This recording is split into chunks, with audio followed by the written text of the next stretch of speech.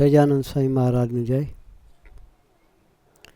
હરિપ્રસાદ સ્વામી મહારાજની જય, આત્મીય સમાજની જય જય જય, દાસના દાસ થવાની જય જય.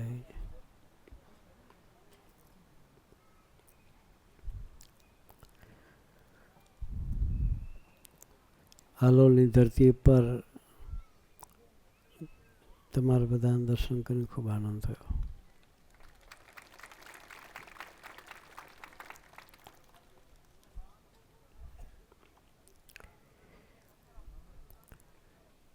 આ પ્રદેશમાં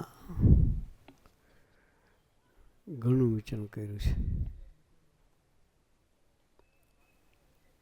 સુચેતન સ્વામીની સાથે પાવાગઢની તળેટીના બધા જ ગામમાં ફર્યા છીએ.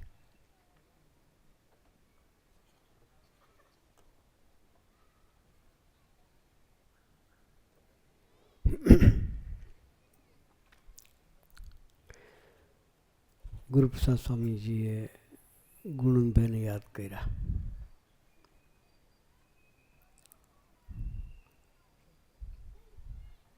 આદર્શ ભક્તરાજ કહેવાય. પોતે કરોડપતિ નહોતા, પોતે કરોડપતિ નહોતા. માન ઘરનો વ્યવહાર ચાલે એવું હતું. ગુજરાતીમાં રોડપતિ કહે તો ખોટું નહીં. ક નહોતો, ક વગરના કરોડપતિ હતા. પણ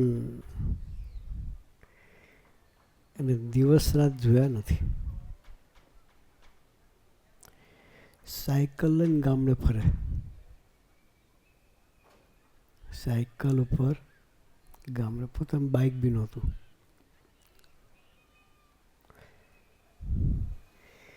અને પાવાગઢના કોતરોમાં સામે વાઘ બી મળે.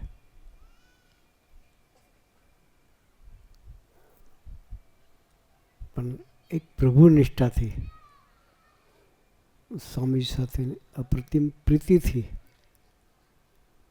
દોડ્યા. એ ગુણભાઈને લઈને અત્યારે આ વિસ્તારમાં સંસ્થાનો વિકાસ. ભલે એ નથી પણ એની ફોરમ પથરાવીને ગયા છે. ગુણભાઈ પોતે ધરતી પર નથી પણ એની ફોરમ પથરાવીને ગયા છે.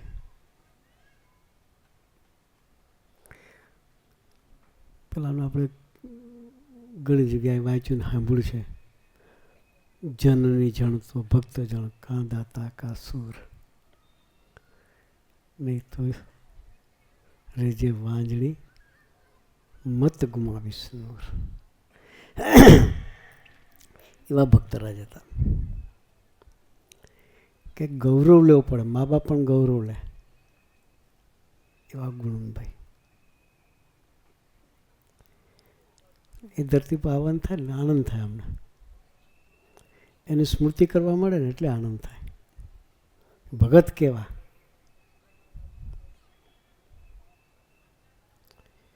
મીરા ને નરસિંહ જેવા ભગત કેવા. ભગવાન છે કોઈ ચીજ નહીં. ભગવાનમાં ડૂબીને જીવનારું પાત્ર. કોઈ દિવસ સ્વામીજીને પોતાના દેશકાળની પ્રાર્થના નથી કરી. હા, કે સ્વામીજી ઘરના બે પૈડા હરખા ચાલે, વ્યવહારિક રીતે સુખી થઈએ, એ કોઈ જ પ્રાર્થના નહીં કરી. અત્યારે એના બે દીકરા અમેરિકા છે. બે દીકરા. જયભાઈ તો બોલે અમેરિકામાં રહ્યા પણ અહીં સંતોની વ્યવસ્થા કરવા માટે ઘર પોતે બનાવે.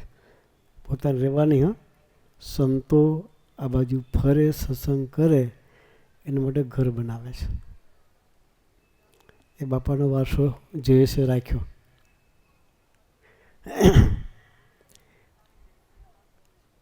એટલે આપણે આવા એક સમાજમાં ગુરુપ્રસાદ સ્વામી વાત કરીને, રામચંદ્રજીની વાત કરી. બંને ભાઈઓની ભાતૃભાવની વાત કરી, આત્મીયતાની વાત કરી. રામચંદ્ર એને કેટલા વર્ષ થયા ખબર? 100, 200, 500 કેટલા વર્ષ? કોઈ ખબર? 1000, 2000, 5000 કેટલા વર્ષ થયા રામચંદ્રજી આવ્યા ને? અયોધ્યામાં મૂર્તિ તો આપણે પધરાઈ, પણ આપણને ખબર હોવી જોઈએ કે રામચંદ્રજી ધરતી પર કેટલા વર્ષ થયા, કેટલા યુગ થયા. એ પણ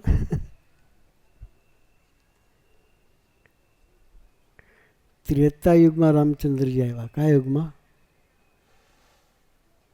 21 લાખ વર્ષ પહેલા આવ્યા. કેટલા વર્ષ પહેલા?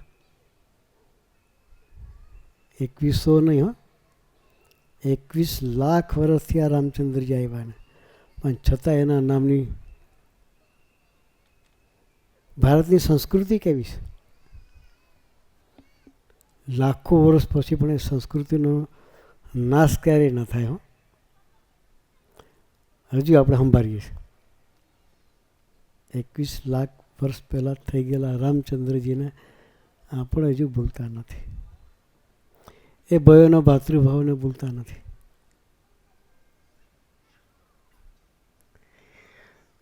એ આત્મીયતાની વાત ગુરુપ્રસાદ સ્વામી કરીને, એ આત્મીયતાનું સર્જન હરિપ્રસાદ સ્વામીજીએ કર્યું છે. આપણે જય બોલાય ને, એમાં આત્મી સમાજની જય બોલીએ છીએ અમે. ભગવાનની જય બોલાવે કોઈ, સમાજની જય બોલાવે? હે?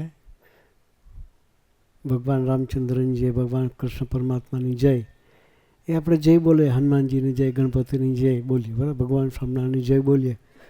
પણ અમે તો પાછળ આત્મીય સમાજની જય બોલીએ છીએ. શા માટે? સ્વામીજીએ એક સમાજનું સર્જન કર્યું છે.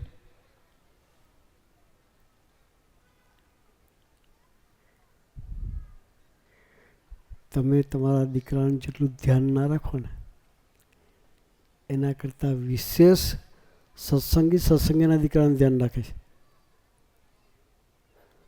સેમ બ્લડ હોય તો આપણે ધ્યાન રાખીએ, બરાબર છે, પણ મારો ભાઈ છે, એક માનો દીકરા છીએ, ધ્યાન રાખીએ.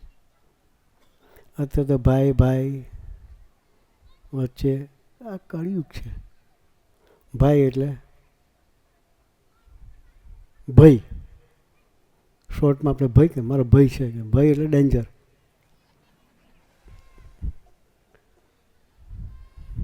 ભાઈ ભાઈ રહ્યો નથી, એવો કળિયુગ છે. એ કળિયુગમાં સતયુગ હરિપ્રસાદ સ્વામીએ પ્રગટાવ્યો છે.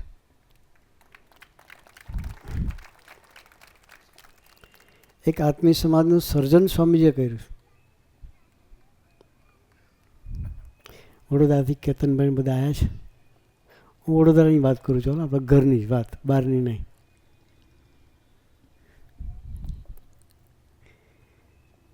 અમારા વડોદરાનું પ્રદેશનું નામ ભગતજી પ્રદેશ હતું. એ નામ પણ એક ભગતના નામ પરથી રાખ્યું છે. રમણભાઈ ગાંધી, એને બધા ભગતજી કહેતા હતા. એના નામ પરથી આખા પ્રદેશનું નામ સમજી ભગતજી પ્રદેશ રાખ્યું. એ રમણભાઈ કેવા હતા? આપણે સમાજનું દર્શન કરીએ. સ્વામીજીએ કેવો સમાજ ઊભો કર્યો છે એની વાત કરું છું. આંખ મીચીને ભગવાનની મૂર્તિ દેખાય. આંખ મીચીને ભગવાનની મૂર્તિ દેખાય એવો એનો સંબંધ હતો ભગવાન સાથે. વડતાલની ધરતી પર જાય તો ભજન કરે, હરિકૃષ્ણ મહારાજ પ્રગટ થઈ જાય.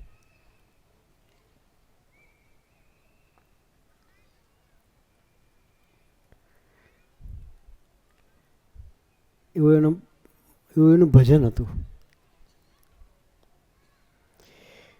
જ્યારે સ્વામીજીનો યોગમાં આવ્યા, 1966 એ સ્વામીજીના યોગમાં આવ્યા. ત્યારે વડોદરામાં કોઈ સત્સંગી નહીં, હો, એકલા ભગતજી.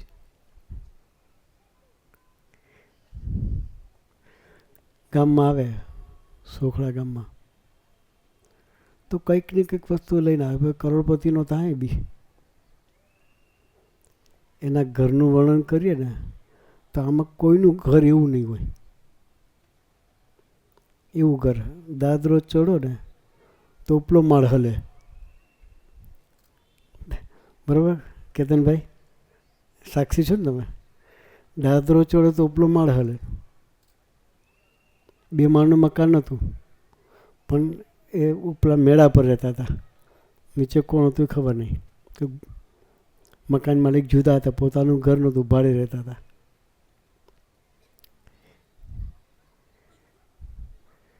ઘરમાં 3 દીકરાઓ, એક જ રૂમ ગણો, ડાઇનિંગ ડ્રોઈંગ જે ગણો એક જ રૂમ ને નાનું રસોડું, બાથરૂમ જેટલું ને એટલી ઓસરી, રસોડા જેટલી ઓસરી. એમાં 5-6 પરિવારના સભ્યો રહેતા હોય. કેમના રહેતા હશે કલ્પના કરો. પણ એની મસ્તી જુદી હતી. એક વખત એવા પછી સતુભાઈ યોગમાં આવ્યા. સતુભાઈને ભગતજીની જોડ થઈ. પછી વડોદરામાં સત્સંગનો વિકાસ એ બંને ચાલુ કર્યો. એક દિવસ સતુભાઈ તો પોતે ઓળના પાટીદાર, અને વડોદરામાં નિઝામપુરામાં એનું ઘર 3 માળનું ઘર હતું. ઉનાળાનો સમય, બપોરના ટાઈમે એને ઘરમાં, પોતાના 3 માળના ઘરમાં ગરમી લાગતી હતી. શું લાગતી હતી? હું ભગતજીની વાત કરું, કેવા ભગતજી હતા એની, કે 3 માળના ઘરમાં સતુભાઈને ગરમી લાગે. એટલે એને વિચાર આવ્યો કે ભગતજી શું કરતા હશે. કે ઉપર છાપરું, 8 ફૂટે છાપરું. કેટલા ફૂટે? સામાન્ય સ્લેબ 10 ફૂટનો હોય, બરાબર. અત્યારે 9 ફૂટના થઈ ગયા. 7-8 ફૂટનું છાપરું હોય. અને પતરું તપે કે ના તપે, નીચે બહેનાને કેવું સુખ આવે. એટલે સતુભાઈ 3 માળના ઘરમાં રહે. એટલે એને વિચાર આવ્યો કે ભગતજી શું કરતા હશે, એને ગરમી નહીં લાગતી હોય. બપોરે 2:30 વાગે સતુભાઈ એક છોકરાને લઈને બાઇક પર બેસીને ભગતજીને ઘેર જાય છે. કેટલા વાગે? ઉનાળાની ગરમીની વાત કરું છું. અત્યારે ગરમીની શરૂઆત થઈ છે, છતાંય આપણે બપોરના ગરમીમાં ન રહી શકીએ. વૈશાખ મહિનો આવે કે જેઠ મહિનો આવે ત્યારે કેટલી ગરમી હોય. એ સમયમાં સતુભાઈના વિચાર આવે છે. તો બપોરે 2:30 વાગે બાઇક લઈને ભગતજીને ઘેર જાય છે. તો ભગતજી પોતાના ઓરડીમાં બેઠા હતા,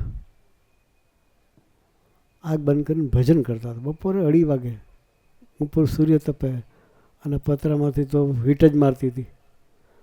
તો સતુભાઈ ગયા ને ભગતજી તો મસ્તી આમ ધ્યાનમાં બેઠેલા, આગ બંધ કરીને ભગવાનમાં ખોઈ ગયેલા હતા.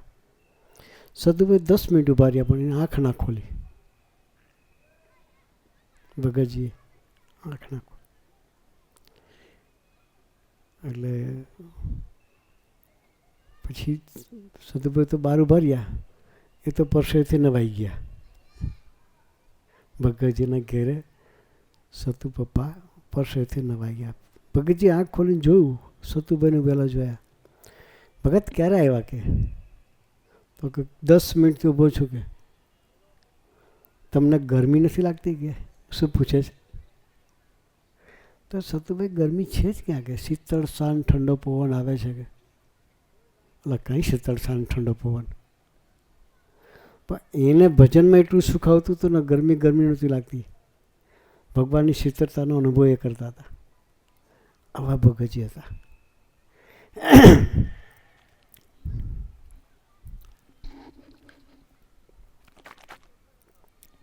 એ ભક્તો સાથે કેવા રસરૂપ થઈ ગયા હશે. એને પોતાના માર્કેટને શાકભાજીનો ધંધો, કાછિયા પટેલ. એટલે પોતાનું પીઠું કે નાનો ઓટા જેવું હોય ને પર શાકભાજી પાથરી બેઠા હોય. એટલે બીજા એક હતા રણછોડજી.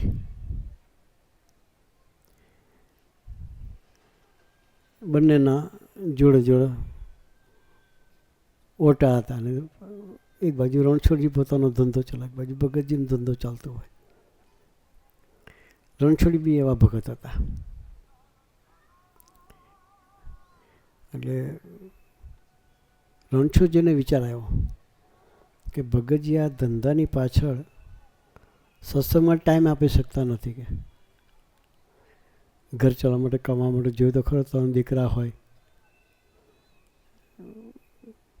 ને વ્યવહાર મોટો હોય. એટલે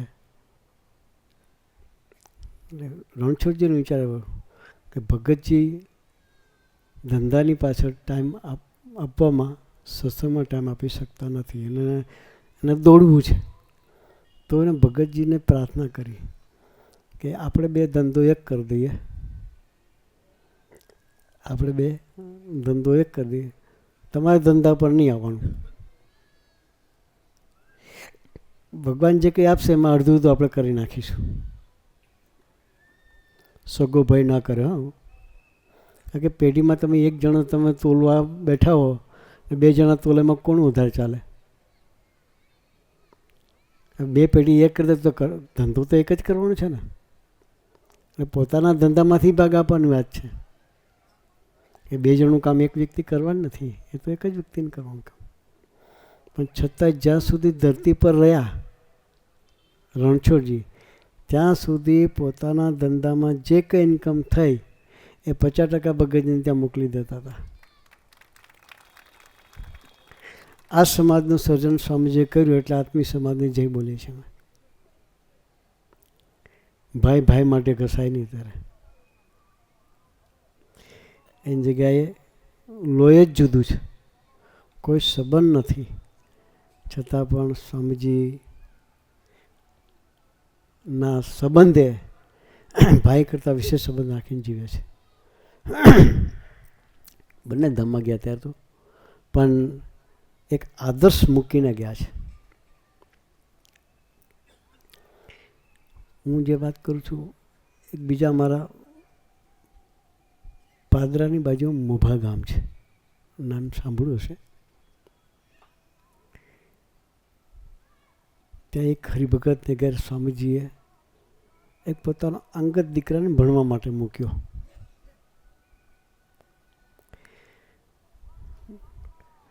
પરિવાર કેવા, એટલે એ દીકરાને મૂક્યો, પોતાના દીકરા કરતાં વિશેષ જતન કરે. હા, પોતાના દીકરા કરતાં વિશેષ જતન કરે એવો સમાજ. એટલે સ્વામીજી ભણવા મૂક્યો. એટલે 2 છે, ક્યારે હાજા માંદા થાય નક્કી છે. મેં તો તમને વાત કરું, રાત્રે જઈને માંદો પડ્યું કે નક્કી નહીં ટાઈમ, ગમે ત્યારે વ્યક્તિ માંદી પડે. પેલું છોકરું જે ભણવા મૂકેલું એને કમળો થયો.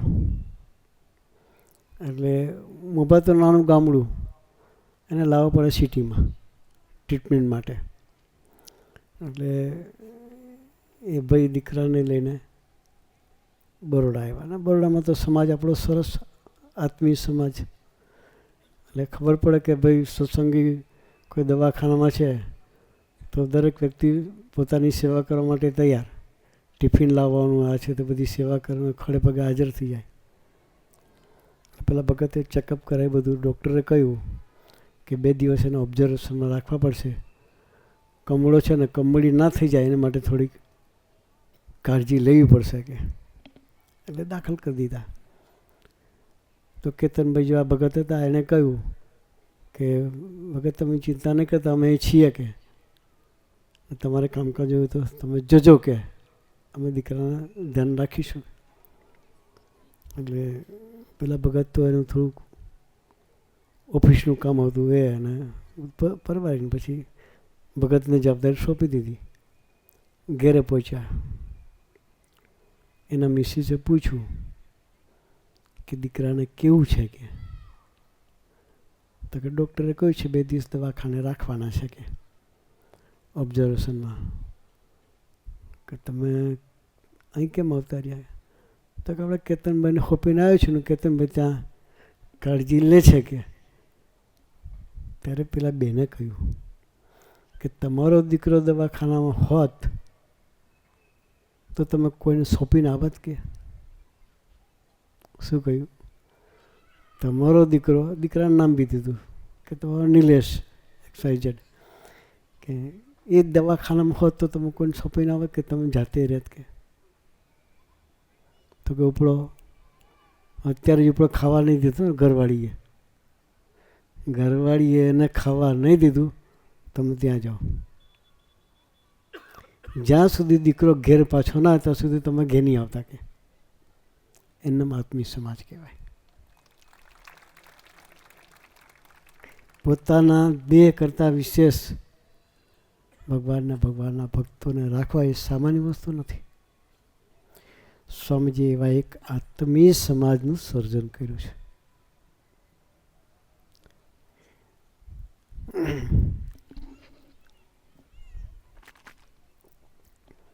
એ સમાજમાં આપણને રહેવા મળ્યું છે. ગુરુપ્રસાદ સાંઈ કહ્યું ને, અમારા બે સંતો અહીં વિચરણમાં આવે છે રોજ, પ્રભુદર્શન સ્વામી અને શાશ્વત સ્વામી. બંને ભણેલા ગણેલા છે. ન મળ્યું ખાવાનું થઈ ગયા બાબા એવું નથી. ન મળ્યું ખાવા અને થઈ ગયા બાવા એવું નથી. વેલ એજ્યુકેટેડ છે. આ શાશ્વત સ્વામી છે ને એ કોળી ભરથાણા ગામના છે. ત્યાંની 1 વીઘા જમીનની 4 કરોડ રૂપિયા ભાવ છે. કેટલા? શું ભાવ છે? 1 વીઘાના 4 કરોડ. તો 50 વીઘાના એ માલિક હતા. કેટલા વીઘાના? કેટલા કરોડ થાય? ગણતરી કરો. 50 ચોખ્ખું 200 કરોડના માલિક થયા કે નહીં? તો એને સાધુ થવાની જરૂર ખરી? હે, 200 કરોડના માલિક હોવા છતાં સાધુ થયા છે. ને ભણેલા કેટલું છે? ગોલ્ડ મેડલ આયુર્વેદિક શું કહેવાય એગ્રીકલ્ચર યુનિવર્સિટીમાં. સામાન્ય ભણેલા નથી. પણ એક આવા સમાજનું સર્જન થાય એના માટે સેવામાં નિમિત્ત થવા માટે લોકો ભોગ આપ્યો છે. અમારા પ્રભુદર્શન સ્વામી બેઠા છે. એ પોતે માઇક્રોબાયોલોજીમાં માસ્ટર કરેલું છે અને પોતે પ્રોફેસર હતા. શું હતા? ત્યાં હોત તો એના ભાઈ છે અત્યારે એને પોતાને 1.5 લાખની મહિને પગાર છે. બંને સાથે જ હતા. એવો તો એને એટલો હોત 15-20 લાખ વર્ષે કમાત. પછી છોડી સાધુ થયા છે. તો આવા સંતોની ગોદ આપણને મળી છે. એવા સંતો સાથે મૈત્રી બાંધવી છે બસ આપણે. તો એને જે લાભ મળ્યો છે, એને જે સુખ મનાયું છે, એ સુખ આપણે પણ ભોગવતા થઈએ. તો વિશેષ કોઈ વાત નથી કે સ્વામીજીએ જે સમાજનું સર્જન કર્યું છે એ આત્મી સમાજમાં આપણે પણ એવા આત્મી થઈને જીવવું છે. દેશ પ્રદેશ દરેક જગ્યાએ આવો સમાજ છે. અમેરિકામાં જઈએ, કેનેડામાં જઈએ, લંડનમાં જઈએ, ઓસ્ટ્રેલિયા, ન્યૂઝીલેન્ડ જઈએ, તમારો દીકરો અહીંથી તમે મોકલ્યો હોય ત્યાં તો કોઈ ઓળખાણ આવે. સંતોને કીધું હોય સાસુસાઈને કે ભાઈ દીકરો ઓસ્ટ્રેલિયા ભણવા જાય છે, ખાલી ત્યાંના હરિભગતના કોન્ટેક્ટ નંબર આપી દે કે આ દીકરો આવે છે, પછી તમારે ઓશિકા હાથ દે હોઈ જવાનું.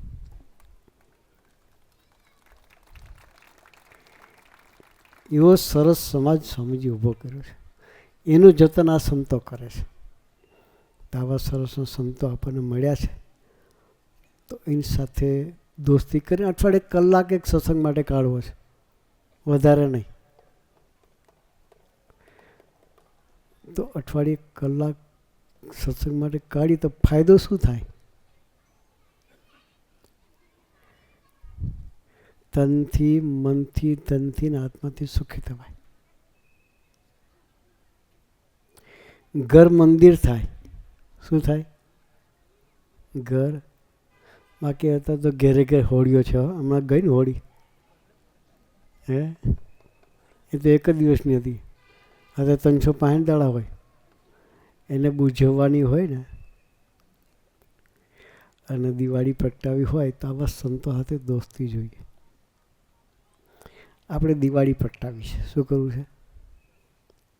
દિવાળી તો જ પ્રગટે ઘરમાં આત્મીયતા હોય તો. ને આત્મીયતાનું લેસન આવી સત્સંગ સભા સિવાય કોઈ જગ્યાએ નહીં મળે. આવી સત્સંગ સભા સિવાય આત્મીયતાનું લેસન ક્યાંય નહીં મળે. બજારમાં જોશો તમને ખાવા પીવાની કોઈક વસ્તુ મળશે, કપડાં સારા જૂતા મળશે, ઘરેણાં મળશે, પણ આત્મીયતાની વાત નહીં મળે. ભગવાન સાથે સંબંધ બાંધીને જીવવાની વાત નહીં મળે. અંતરે સુખી થવાની વાત બજારમાં નહીં મળે. નિશ્ચિંતા નિર્ભયતાના સુવિચારની વાત બજારમાં નહીં મળે. એ વાત આવા સંતો સાથે દોસ્તી હશે તો મળશે. તો આપણે એવું નિશ્ચિંતાવાળું જીવન જીવવું છે, એવું નિર્ભયતાવાળું જીવન જીવવું છે, અને એવા શુભ વિચારવાળું જીવન જીવવું છે. તો આવા સંતો સાથે મૈત્રી બાંધી અઠવાડિયે 1 કલાક સત્સંગ માટે કાઢીએ.